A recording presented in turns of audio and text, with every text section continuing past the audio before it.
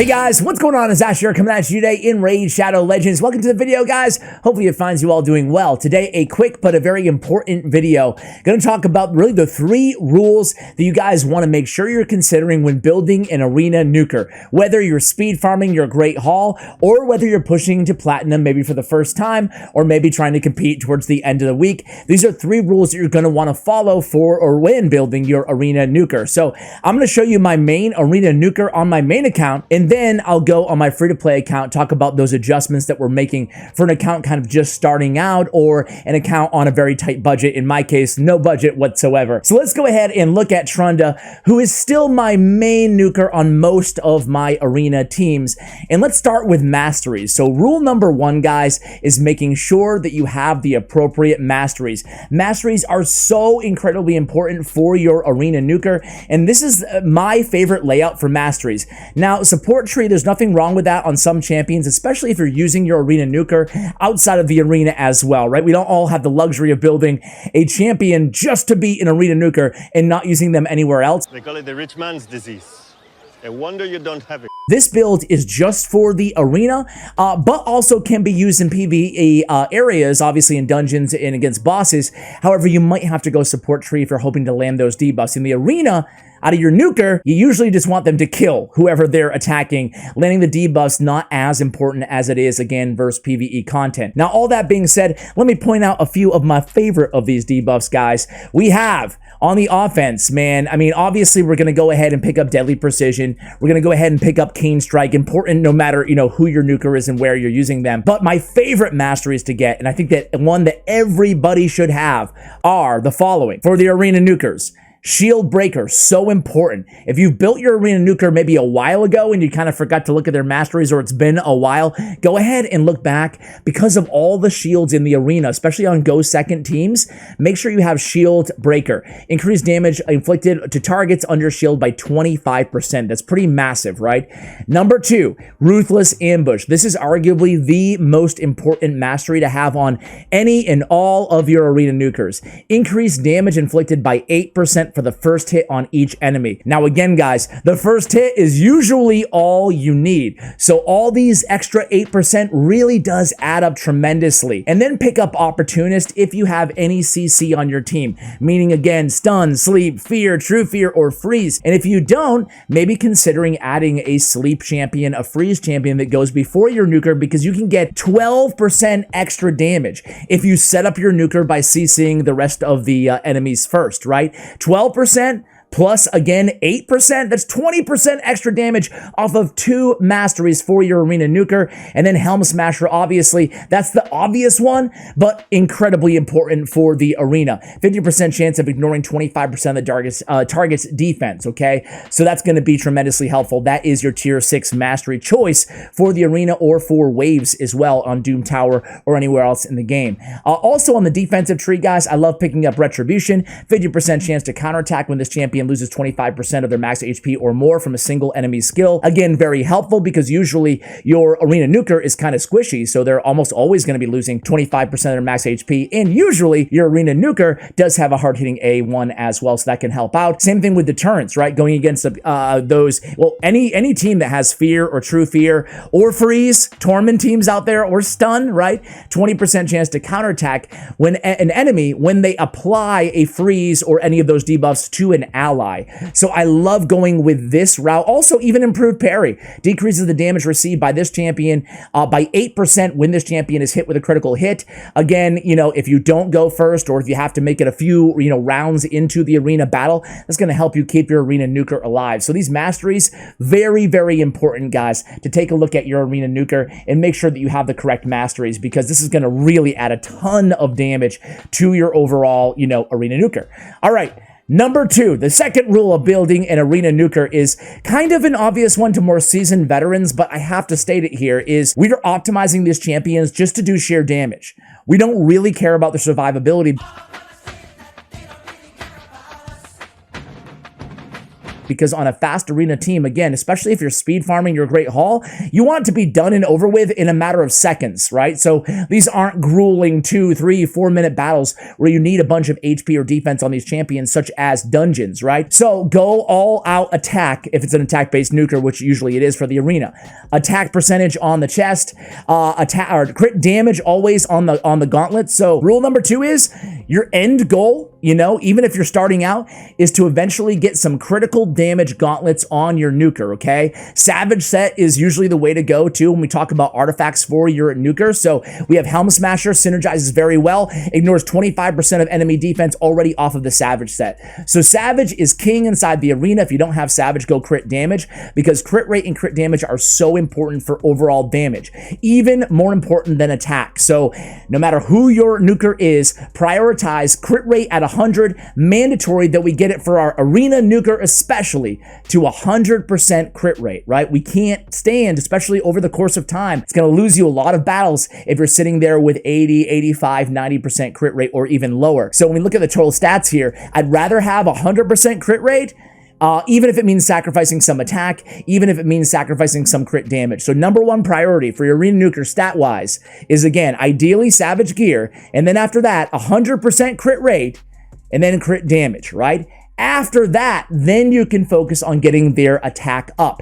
Now, in this case, and this is a quick caveat here, I do have attack percentage on my boots on my arena nuker, and you can do the same thing, provided one of 2 scenarios. A is that they are fast enough to go still or to be speed tuned along with the rest of your team. We'll talk about that in a moment.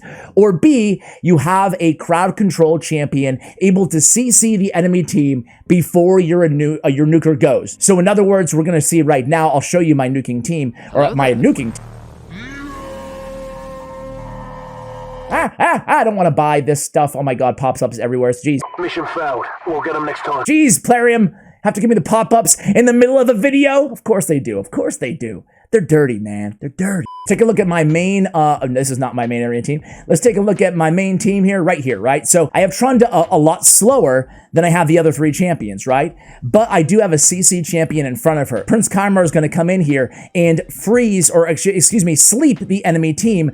Thereby, it doesn't really matter how fast Trunda is. She's going to be, the enemy team is going to be CC'd. I'll show you how it works out here, and I have it on AI as well, so I can just go in auto. So here comes Kymar, puts everybody to sleep, then we debuff, and then boom, Trunda goes in and kills everybody except for Rotos. She'll kill him in a second though. So again, if I have a CC, it doesn't have to be obviously Prince Kymar. It can be a stunner. It can be, you know, still the Drakes. Go in there and stun the enemy team. Then you can get by using attack percentage on the boots. But that should really be, you know, one of your later priorities in the game, right? I make sure you get that crit rate up there, the crit damage out there, speed tune, and then look at your gear and see if you can make that happen, okay? Especially if you have the champions. And that brings me into my 3rd rule, guys. As you just saw, making sure the setup is perfect for your nuker. Usually your nuker is going last. So again, looking at my main team here, I have Arbiter going first, I have the debuffer going second, and then I have kind of a flex spot here. In this case, it is a crowd control, a CC champion to stop the enemy team from going,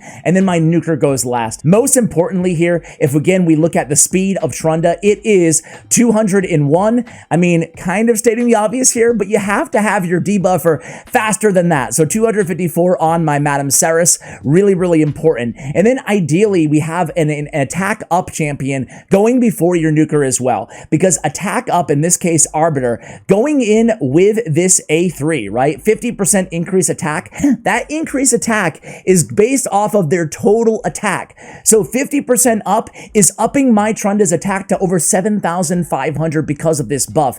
That is a huge buff to have. So if you can, in a perfect world, have that setup complete to where you have increased attack, debuffs on the enemy team, and CC if needed. If you can't build your, if you can't speed tune your nuker appropriately. Now, when I say speed tuning, I mean that in this case, we have Arbiter at... Again, this is my main account here. I'll show you my free-to-play in a second. 348. So we want, and she has a 30% turn meter boost. So we want everybody on our team, unless we have other boosters or a crowd control, within 30% speed of Arbiter. That way the enemy team cannot cut us in line and take a turn before our Arena Nuker goes, and then we're liable to be totally wiped. Now, the last thing that I want to mention here, guys, and this is when everything works perfectly, it should go uninterrupted, right? And then again, in this case, I do have a Kymar. So he comes in there, he allows Trunda to catch up to everybody else, and then boom, you saw that Sify she lost a turn there because we don't have things speed tuned appropriately. She would have went in, blocked debuff, increased defense before Trunda went, and I could have been in real trouble there. But because we had that CC there, we were good. And again, you don't have to have CC. If I didn't have Kymar, I just have to build Trunda a little bit faster. And the last point on the setup, guys, is having a cleanser built to sub into that flex spot. So now instead of Madame Saris against this Torment team, we're going to have Skytouch Shaman. Skytouch Shaman is going to be able to come in here and move again, be faster than my Nuker, so she can get in there if my Nuker gets frozen. In this case, she is frozen. Remove that freeze, and we're right back in the fight. She's going to go ahead and go now and wipe the whole enemy team. So again, building a cleanser on your team to have to go right before your Nuker after your speed booster is going to be incredibly beneficial when we talk about setting up your Nuker for success as well. So again, to reiterate, number 1, Masteries. Number 2, stats and artifact choices, making sure we're prioritizing the right things there. And number 3, making sure that we have the setup in our teams appropriate for the opponents that we're facing. Let me go ahead and show you an early game option for Arena Nuker as well. Be right back. All right, guys, so as I said, before I let you go, I just wanted to show you my free-to-play Arena Nuker. And listen, I mean, my gear sucks on this champion, right? We are early game, I guess, technically speaking, maybe approaching mid-game, but I still have my priorities kind of set here, right? His speed is all right, 168. His crit rate is just 2 points shy of 100. But listen, I don't have good crit rate gauntlets yet, or good crit damage gauntlets yet, so I'm going with crit rate. And that's totally fine when you're starting out. Same thing with my amulet, 20% crit damage. It's okay, I will take it. Again, trying to find my stats where I can, but making sure the most important thing is I do have my debuffer, who is Duck the Pierced, going ahead of my Nuker, who is Kale. So again, 185, I want to make sure that my debuffer is faster than my Nuker, and it's okay. It's going to take time, so you'll get the gear, the rest of my gear, so I have the crit rate that I need to where I can justify and afford going with crit damage on my gauntlets so I can get rid of these crit rate gauntlets, right? And again, I have attack percentage on my chest, and I have resistance on my banner. Really, I'm just looking for some speed there. Ideally, I would have attack, but I'm looking for speed. I'm trying to find the stats where I can, because you can only work with what you have. I will show you a quick arena run of my free-to-play arena team as well. Let's just go against the first team here. I do have a legendary on the team, no big deal. Oh. I have 2 legendaries on the team. I'm really spoiled on my free-to-play here. But you will see that the speed, everything works, right? I have my my increased speed champion going first, and look at the debuffer pretty much takes care of the team. Let me see if I can find a more challenging team here. Yeah, this is a little bit more like it, right? So here we go again. Everything is speed tuned appropriately. I do have 100% crit rate, or 98 at least, on my Kale. We're going to go ahead and debuff the enemy team. Actually, I should have, okay, I have Kymar here going with a Seal of Magic after the team goes. That's totally fine as well. A little bit of different usage than you saw on my main team with Prince Kymar. But guys, again, just wanted to show you a free-to-play option to just let you know that obviously you might not have the gear that I do, but that doesn't mean that you shouldn't follow the basics. And again, Masteries on my Kale are a little bit blended, right? I don't have exactly the way that I showed you on Trunda, because I don't have the luxury of just using one champion only in the arena, but eventually I will make those adjustments and get Kale so that he is using all of those Arena Nuker Masteries, or just simply find a better Arena Nuker. So guys, we're gonna go ahead and end there. Hopefully you enjoyed this quick video talking about the 3 rules to building an Arena Nuker in Raid Shadow Legends. Thank you for watching, and as always, take care, guys.